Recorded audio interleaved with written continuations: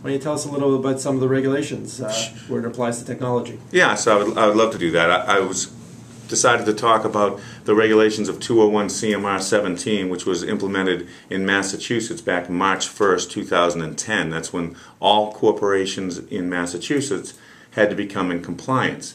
And what it's dealing with is the personal information of residents of Massachusetts. So what is personal information? Personal information is the first name and last name coupled with some of the following information: your social security number, your address, your account number, a financial account number, or your financial log-on number, in order to get into an online banking or something like that. That's considered personal information. Now, does that also apply to employees? So protection of personal information of employees as well? If they're a resident of Massachusetts, it certainly does. So you can see how this would actually affect every business. Every single business.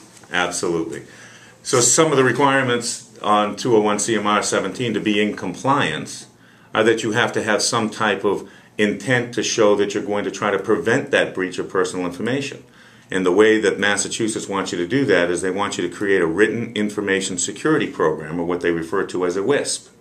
And that WISP is going to dictate what your company's policies are on trying to prevent the breach of that personal information. And then it's going to go a step further, and it's going to also state what your company will do if there is a breach of that personal information.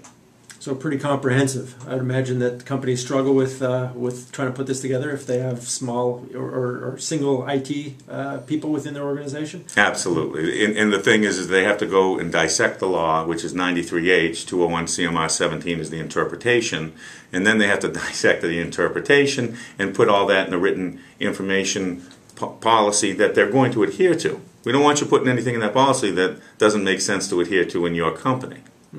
So you guys are busy at work trying to help companies become compliant? We certainly are. My brother and I own our company together, and we've spoken on the Mass Society of Certified Public Accountants seminar circuit, and we've done about 20-plus seminars on this particular issue to help companies in Massachusetts and outside of Massachusetts, because they may have Massachusetts residents working for them, get into compliance so that at the end of the day they'll have a written information security program that they're adhering to, that their employees are signing off on, and that conforms with what Martha Coakley's, the Attorney General's office, wants here in the state of Massachusetts.